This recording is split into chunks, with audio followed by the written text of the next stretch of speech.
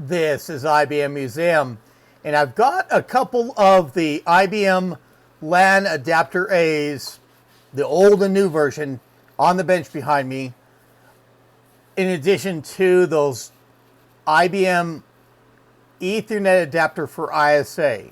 There's adapters that are kind of related, or the chipsets are very similar on them. And I did think I had a topic going for the LAN adapter A that I would be able to go through and present that topic, but it's just not firmed up. I'm actually going to go through and kind of just do a little bit of a brainstorming session tomorrow with the viewers of my Saturday live stream. And that is at 10 a.m. local time to me, which is Mountain Standard Time. That's GMT minus 7, which comes out to be noon Eastern Standard Time, 11 a.m. Central Standard Time, and 9 a.m. Pacific Standard Time. So we can just go through. I would actually love where I would have a system set up that I could go through, and that might be, I might be able to do that in time. I've got my iClass server that I could go through and just go through and shut it down to get started in DOS is where I'd want to look at things.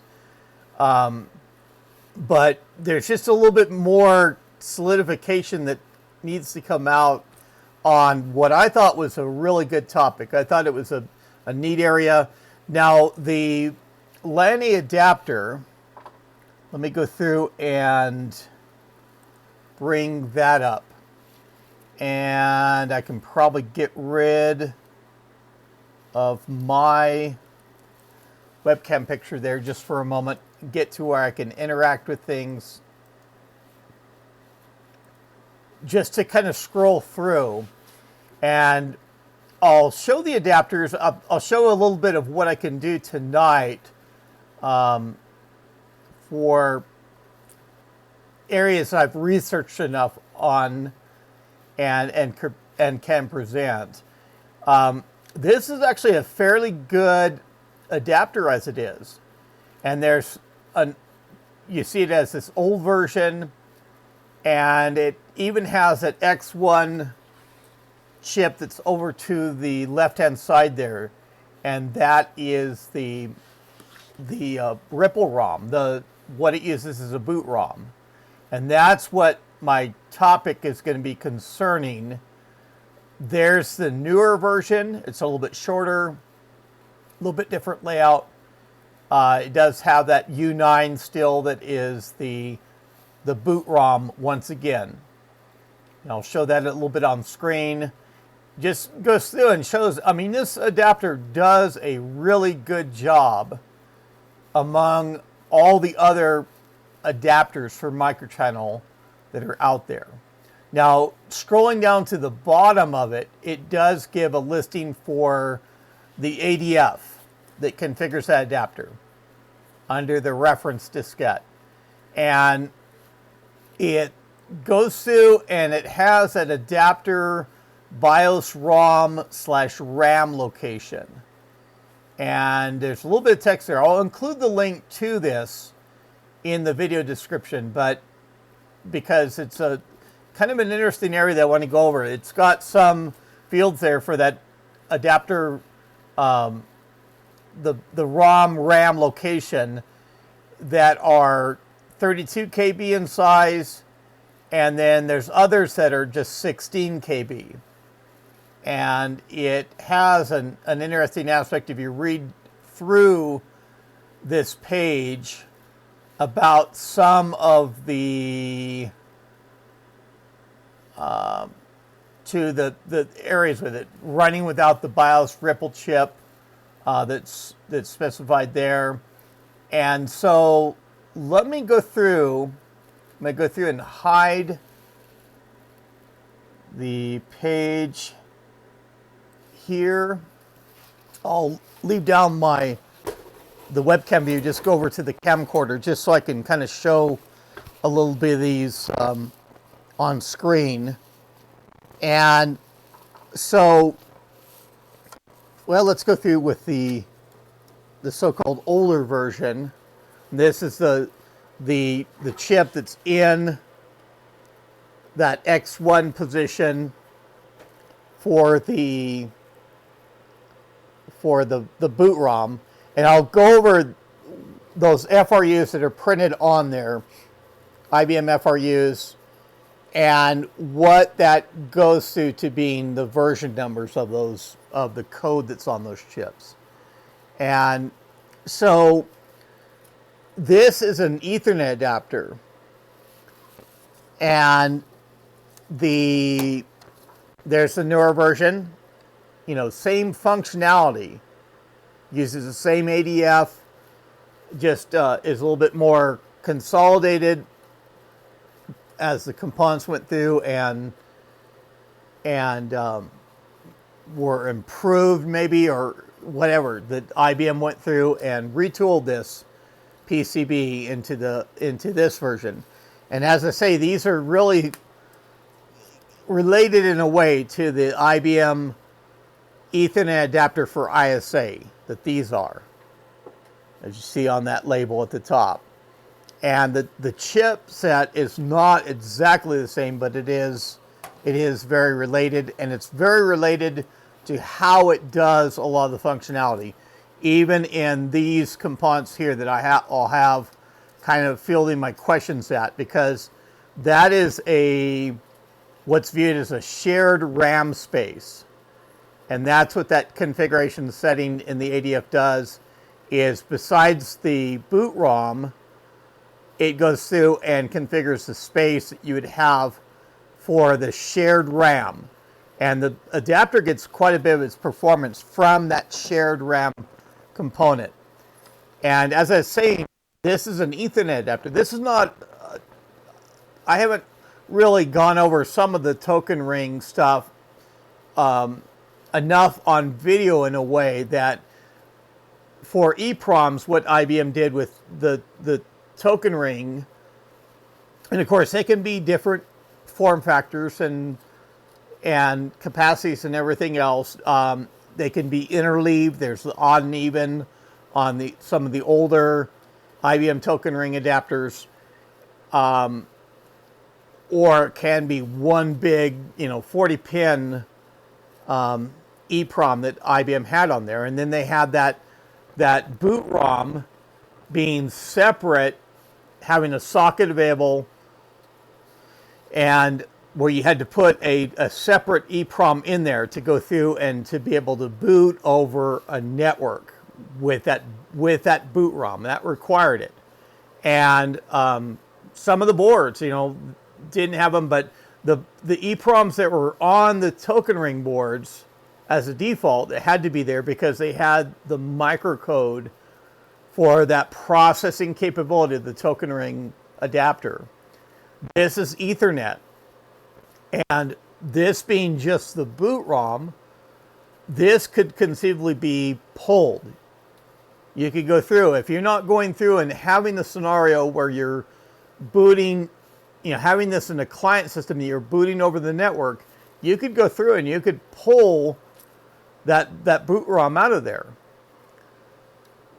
Now these adapters, the LAN A adapter on the microchannel side and the IBM Ethernet adapter for ISA are the Ethernet boards that I've most commonly seen just having that boot ROM on there in just every occasion. And whether it's in that PLCC factor, the older versions had that DIP EPROM the same way. But no matter what version you find out of these boards out there, it always has that boot ROM on it. Same for the microchannel version. You'll find this board, even not for the scenarios where you're booting the client computer over a network, that boot ROM is still there. Now, the I'll go through and I'll bring back up the page. I think I was kind of mid-page. You know, here it has running without the BIOS RPL chip. And that's a remote program load, or I put the I in there, remote initial program load. Now, if we look at the bottom here, to that, the ADF goes through, and that adapter BIOS ROM/RAM location. You notice it also has that RAM in there, because that is that shared RAM, the address that is on the system. So even going through and pulling the boot ROM out of there, you still have to account for that shared RAM. And you notice in the ADF, there is not a disabled selection there. There's selections for a 32 KB block, and there's selections for a 16 KB block, but there is not any choice on there to go through and disable that memory space running the adapter. And the ISA boards are about the same. They also have a shared RAM on them, and when you go through and configure it, and you want to utilize that shared RAM for the performance of the adapter. But it's just, it's interesting to me. I want to go through and plot out a little bit more of that factor, that shared RAM, what address it is, in compared to that boot ROM chip. I mean, the code, and going through there and possibly working like in the DOS environment with a memory manager, of going through and trying to regain RAM space in there is the aspect of this. And going through and trying to figure out, if you go through and pull the boot ROM out of there, what space can you reclaim, and where is that shared RAM that you definitely want to exclude from the memory manager interfering with in that instance. So that'll be a little bit of the topic for tomorrow's live stream.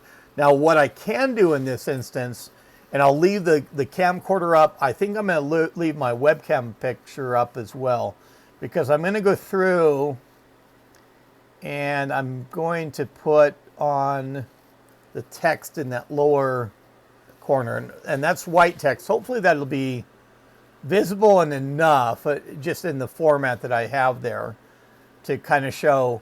And what I've done here for what that is it's just a cross-reference of these. In fact, I can go to like an early board and get it held up in the right area. So that's got that FRU on the EEPROM of that 60G3303. And as we look on there, that's what I've done, just going through and checking that has come out to being version 1.11. And I marked it as being on the ISA board of that boot ROM. And I'm trying to think if I have even some of that 315.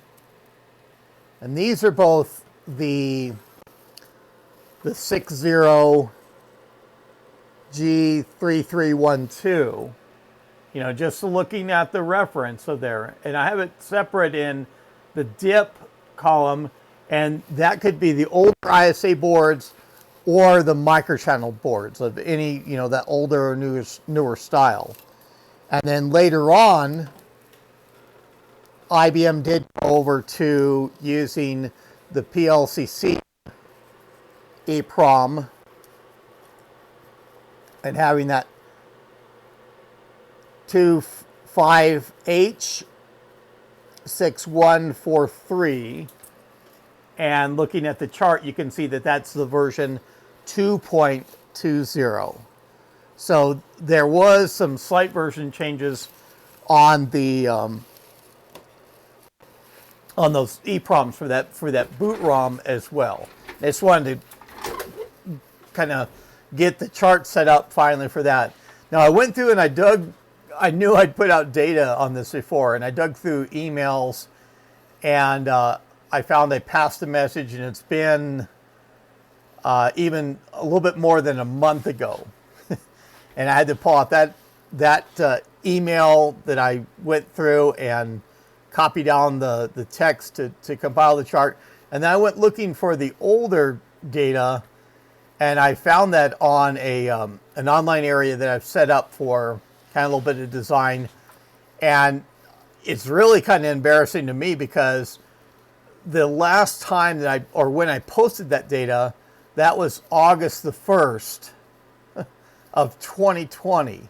So it's been almost a year and a half since I had that data up, and I had not moved any further and done any more compilation from that point, just to get that stuff set aside, and I didn't readdress it from there and kind of wrap things up into the detail, at least here. So at least at this chart here is compiling a little bit better for the versions that you can find on these boot ROMs. And you can, there may be effectively a bug fix or some other enhancement to that, to having a later version of that boot ROM. But that's the chart of the versions. And there are images up, but I need to get more of the images online. And it may be, I think here, with not seeing the FRU replicated, even if it's in the same format, like that DIP format, and can be, that we see here that there's some versions that are otherwise the same between the ISA and the microchannel version, but it's a different FRU. And of course, that is also the form factor of the EEPROM itself, whether it's PLCC or a DIP chip. But those may not be universal between the ISA and microchannel, and even though those versions are probably very identical. And that's one of the things that gain up more images. A look can be put at those to go through and make sure that, if they have the same version number, that they're the same code between chips, or whether it's written for one of the adapter styles rather than the other. So I'll go further with this on just proceeding through, but I'd really like to go through for the live stream. And even if you don't know any details about this, I think it's going to be an entertaining stream to go through, and kind of a little bit of, hopefully, a consolidation of, or we'll have some participants in there that can give some factors, and I can go through. I'll just have to see if I can push to get that one system that I have set aside and see what condition it is, because I know it has one of those LAN A adapters, and can be helpful enough for me to get into DOS and look at that further. So I hope people join me for that. Again, that's going to be at 10 a.m. my local time. That's -7 GMT, noon Eastern Standard Time, 11 a.m. Central Standard Time, 9 a.m. Pacific Standard Time. And look forward to seeing people there. I've already put up the live stream on my channel you just click on the link and it gives you the reminder. That reminder link gives all the topic and everything else there. So that's an easy enough to find. I can go through and also include it in the video description as I go through with including some of the other aspects I've covered in this video. But I hope that this has been informative and enough engaging that if you did like the video, click on that like button to show that. You can leave any comment that you'd like to as well. And by all means, if you have not subscribed to my channel, please consider that. But this is IBM Museum. That's all I have for now. Thank you.